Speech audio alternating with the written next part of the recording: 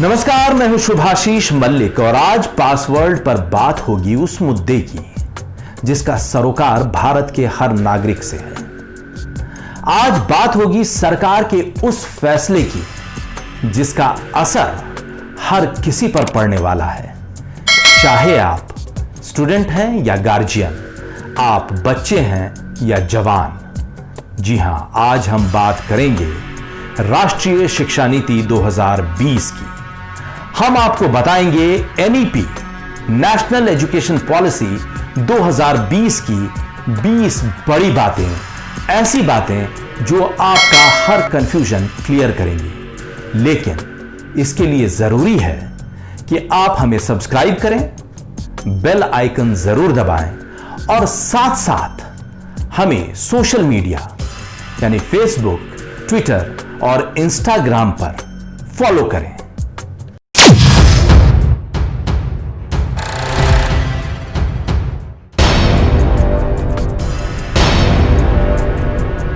NEP की पहली बात यह है कि अब स्कूल का जो पूरा सिस्टम होगा वो 10+2 की जगह 5+3+3+4। अब ये 5+3+3+4 है क्या? जैसा कि आपने सुना 5+3+3+4 मतलब अब 4 स्टेज की पूरी पढ़ाई होगी। पहला स्टेज कहलाएगा फाउंडेशन स्टेज, दूसरा स्टेज होगा प्राइमरी स्टेज, तीसरा स्टेज होगा मिडिल स्टेज और चौथा स्टेज होगा सेकेंडरी स्टेज। पहला जो फाउंडेशन स्टेज होगा वो 5 साल का होगा, इसीलिए वो है 5 साल का ऐसे होगा कि अब क्लास 1 और क्लास 2 से 3 साल पहले एक प्रिपरेटरी कोर्स होगा और उस प्रिपरेटरी कोर्स में जो पढ़ाई होगी वो घर पे ही रह के होगी या फिर प्ले ग्रुप बनाया जाएगा जिसकी जिम्मेदारी आंगनवाड़ी को दी जाएगी। देखिए, इस बात को समझिए, ऐसा माना जाता है कि मनुष्य का जो मस्तिष्क होता है वो 5 साल की उम्र तक ज्यादातर विकसित हो जाता है। तो इसका मतलब ये है कि तब तक उसके मन में क्रिएटिविटी, उसके मन में एक्टिविटी, ये सब भरनी चाहिए और अभी ऐसा नहीं हो पा रहा है क्योंकि अभी का करिकुलम क्लास 1 से शुरू होता है। तो अब जो आप आजकल देख रहे हैं पब्लिक स्कूल, प्राइवेट स्कूल में कि नर्सरी, एलकेजी, यूकेजी का सिस्टम चल रहा है, अब ये स्कूल में होगा, सरकारी सिस्टम में भी। तो इसका फायदा बच्चों को होगा। तो पहला तो हो गया ये 5 साल का कि 3 साल प्री स्कूल और 2 साल मतलब क्लास 1 और क्लास 2। दूसरा है 3 साल मतलब क्लास 3 से लेकर क्लास 5 तक, 3+4+5, ये 3 साल का कोर्स होगा और ये 3 साल का जो कोर्स होगा वो कहलाएगा प्राइमरी स्टेज। इसके बाद 6th, 7th और 8th ये भी 3 साल का होगा, इसीलिए ये फिर 3 है, 5+3 और ये 3 है। तो ये 6th, 7th और 8th की जो पढ़ाई होगी ये कहलाएगी मिडिल स्टैंडर्ड और इसके बाद 9th से लेकर 12th तक ये 4 साल का जो पूरा सिस्टम होगा ये कहलाएगा सेकेंडरी स्टेज।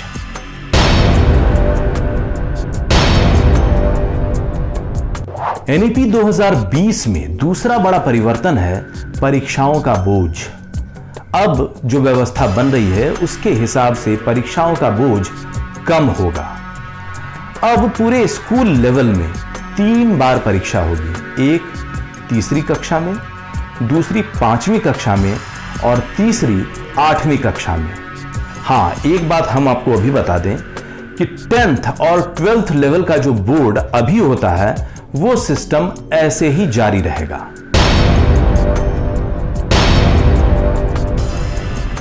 राष्ट्रीय शिक्षा नीति 2020 में एक बड़ा परिवर्तन भाषा को लेकर के भी किया गया है। भाषा को लेकर परिवर्तन यह है कि 5वीं कक्षा तक, अगर जरूरत पड़ी तो 8वीं या उससे आगे भी, अब जो पढ़ाई होगी वो मातृभाषा, क्षेत्रीय भाषा या स्थानीय भाषा में कराई जाएगी।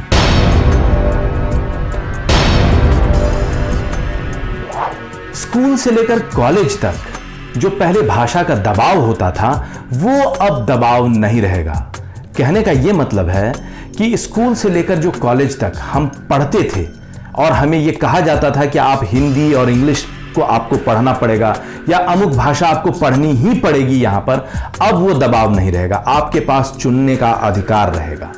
स्कूल लेवल पर 3 भाषा वाली जो थ्योरी पहले चलती थी कि 3 भाषा आपको पढ़नी है, वो अब भी रहेगी, लेकिन उसमें आपको चुनने का हक होगा। तो पहले से दबाव जो भाषा को लेकर के था वो कम होगा और इसके साथ साथ स्थानीय भाषा और मातृभाषा को लेकर और भारत की दूसरी भाषाओं को जानने को लेकर के भी नए तरह के प्रयोग करने की बात हो रही है नई शिक्षा नीति में। नई शिक्षा नीति के तहत स्कूलिंग के जो बोर्ड्स होंगे वो पहले की तरह 10वीं और 12वीं में होंगे, ये हमने आपको पहले बताया। लेकिन अब जो नया प्रयोग किया जा रहा है वो ये है कि बोर्ड 2 भागों में होंगे। कहा यह जा रहा है कि 2 भाग इस तरह से डिफाइन किया जाएगा कि 2 बार हो सकते हैं बोर्ड के एग्जाम। बोर्ड के एग्जाम को 2 अलग अलग पैटर्न पर बांटा जाएगा। जैसे एक एग्जाम होगा जो कि ऑब्जेक्टिव टाइप होगा और दूसरा एग्जाम होगा जो कि सब्जेक्टिव टाइप होगा। तो अभी इस पर फाइनल वर्डिक्ट आना बाकी है। फाइनल इसका क्या फॉर्मेट होगा, क्या इसको प्रारूप दिया जाएगा, ये फाइनल आना बाकी है, लेकिन ये परिवर्तन किया गया है।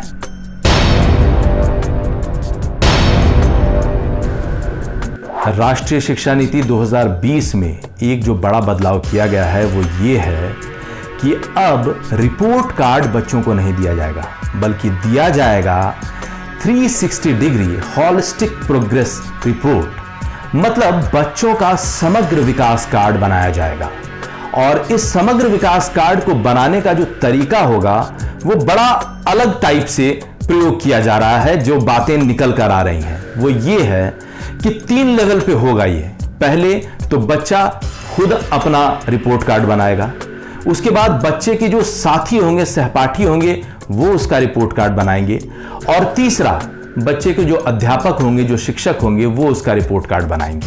मतलब 3 लेवल पे होगा और इस हिसाब से बच्चे का 360 डिग्री, जैसा कि हमने बताया, 360 डिग्री हॉलिस्टिक प्रोग्रेस कार्ड बनाया जाएगा।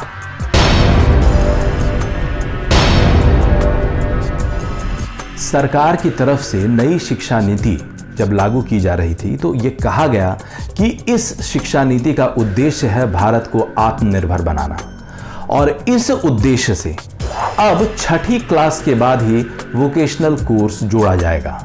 और वोकेशनल कोर्स में जो स्थानीय शिल्प होते हैं उसको प्राथमिकता देने की बात कही जा रही है। जैसे जिस इलाके में मिट्टी के बर्तन बनते हैं वहाँ पे कुम्हार वाली जो पढ़ाई होती है या कुम्हार के जो टेक्निक्स होते हैं वो बताए जाएंगे।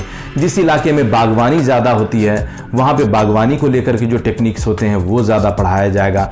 मतलब इस तरह से जो मूल बात है वो ये है कि 6ठी क्लास के बाद से ही अब वोकेशनल कोर्स लागू कर दिया जाएगा। नई शिक्षा नीति में वंचित इलाकों और समूहों के लिए SEZ बनाया जाएगा। SEZ यानी स्पेशल एजुकेशन जोन। उन इलाकों में जहां पे कि कॉलेज नहीं है, स्कूल नहीं है, जहां से छात्रों को दूर जाना पड़ता है पढ़ने के लिए, अब उनको आइडेंटिफाई किया जाएगा और वहां पे एजुकेशन हब बनाने की शुरुआत की जाएगी।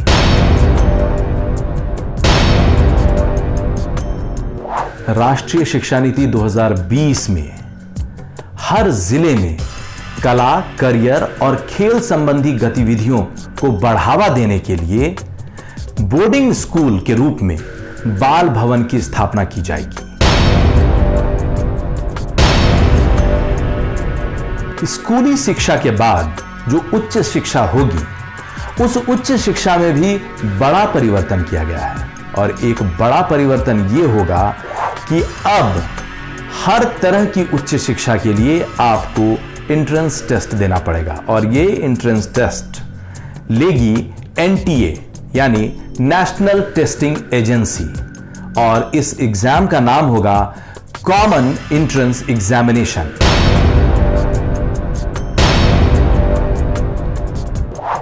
फिलहाल अलग अलग तरह के हायर एजुकेशन के लिए अलग अलग तरह की रेगुलेटरी बॉडी है। इन सब की जगह पे अब हर हायर एजुकेशन के लिए सिर्फ मेडिकल और कानून की पढ़ाई को छोड़कर एक रेगुलेटरी बॉडी बनाने की बात चल रही है और इस रेगुलेटरी बॉडी का नाम होगा higher education commission of India, HECI। नई शिक्षा नीति के तहत multiple entry and exit system लाया जा रहा है और ये काम करेगा ग्रेजुएशन लेवल पे। होगा ये कि जैसे 4 साल का कोर्स होता है इंजीनियरिंग का, इसमें कोई छात्र एडमिशन लेता है और 1 साल के बाद उसको उसकी पढ़ाई छोड़नी पड़ती है या 2 साल के बाद ही छोड़नी पड़ती है या इवन 3 साल के बाद छोड़नी पड़ जाती है, तो उसकी पूरी पढ़ाई बेकार हो जाती है। अब इस सिस्टम के तहत क्या होगा कि अगर आपने 1 साल की पढ़ाई कर ली तो आपको एक सर्टिफिकेट दे दिया जाएगा, जो सर्टिफिकेट कोर्स आजकल चल रहा है उसके आधार पे। अगर आपने 2 साल की पढ़ाई कर ली तो आपको डिप्लोमा दे दिया जाएगा उसी सब्जेक्ट का, और अगर आपने 3 साल की पढ़ाई कर ली तो आपको डिग्री दे दिया जाएगा उसी सब्जेक्ट का, और आप उस डिग्री के आधार पे नौकरी के लिए अप्लाई कर सकते हैं। एक तो ये बात हुई। दूसरी बात जो हम आपको बता रहे हैं उसको समझिए कि अभी क्या है कि आप 1 साल की पढ़ाई कर गए और किसी वजह से आपको उसके बाद लगा कि आपको कुछ और पढ़ना है, तो आप 1 साल की पढ़ाई करने के बाद उधर जाकर पढ़ाई कर सकते हैं, और फिर 2 साल अगर उधर पढ़ाई कर लिया आपने तो उधर के बाद आकर इधर बाकी जो 2 साल या 3 साल की पढ़ाई थी उसको पूरा कर सकते हैं। तो ये छूट अब इस नए सिस्टम में आपको मिलेगी।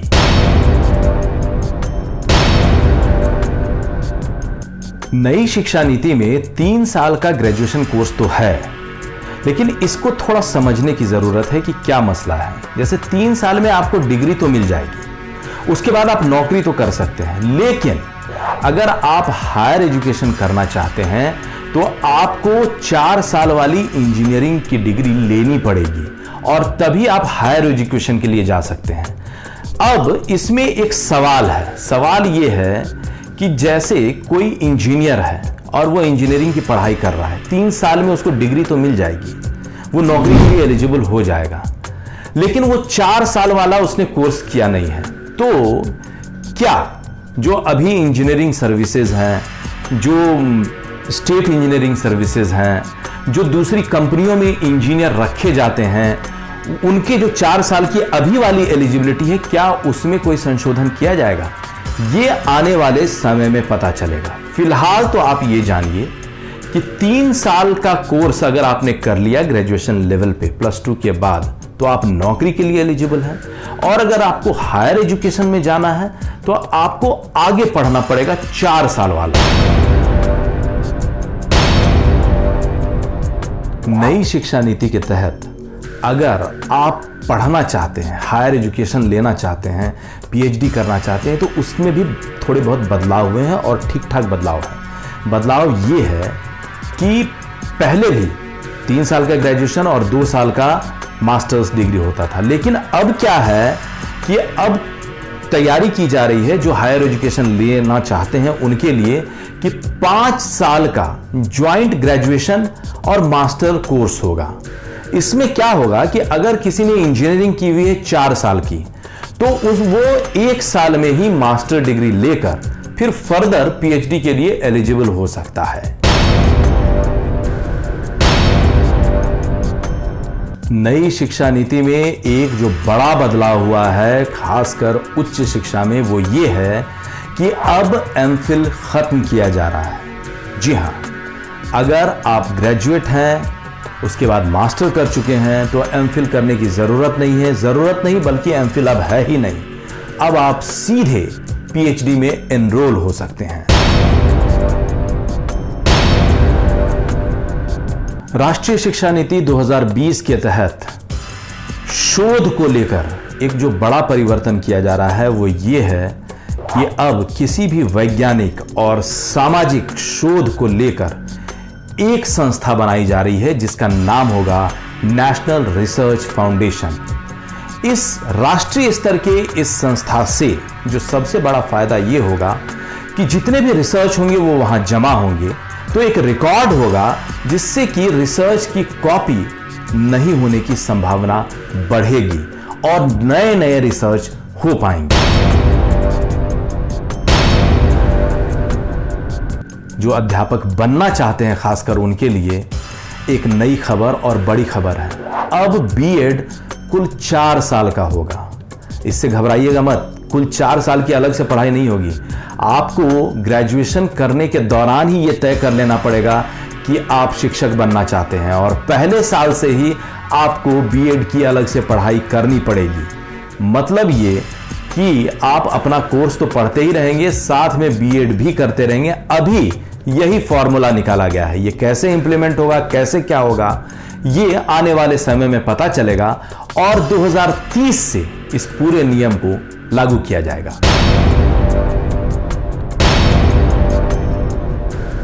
नई शिक्षा नीति के तहत एक और बदलाव किया जा रहा है।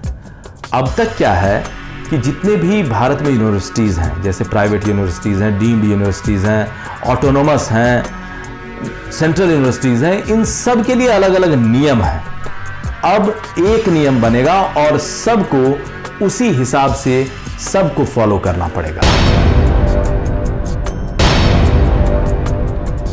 नई शिक्षा नीति में एक जो नया प्रावधान किया जा रहा है वो ये कि आइडेंटिफाई किया जा रहा है कि दुनिया की टॉप 100 यूनिवर्सिटीज कौन सी हैं, उनसे बात की जाएगी और उन्हें आमंत्रित किया जाएगा कि वो अपना कैंपस भारत में चलाएं। इससे एक बड़ा फायदा उन छात्रों को होगा जो मेधावी तो हैं लेकिन पैसे की वजह से या किसी और वजह से उस यूनिवर्सिटी में नहीं जा पाते हैं, बाहर की यूनिवर्सिटी में। तो उन्हें यह फायदा होगा कि उनकी जो इच्छा है, उनका जो एक सपना है, वो यहीं रहते हुए उस यूनिवर्सिटी में पढ़ने का पूरा हो जाएगा। ऐप बनाए जाएंगे अलग अलग सब्जेक्ट्स के लिए, अलग अलग कोर्स के लिए। आपको टीवी के जरिए, आपको वेबसाइट के जरिए पढ़ाने की कोशिश होगी और इस पर जोर दिया जा रहा है। इस पर अलग अलग लेवल पे काम भी अब किया जा रहा है। शिक्षा में आमूल चूल परिवर्तन को लेकर सरकार के फैसले पर यह था पासवर्ड का पूरा ब्यौरा। राष्ट्रीय शिक्षा नीति को लेकर आपके मन में अगर कोई सवाल है तो आप हमसे पूछ सकते हैं। बस आपको हमसे जुड़ना पड़ेगा, हमें सब्सक्राइब करना पड़ेगा, बेल आइकन दबाइए ताकि नोटिफिकेशन सबसे पहले आपके पास आए।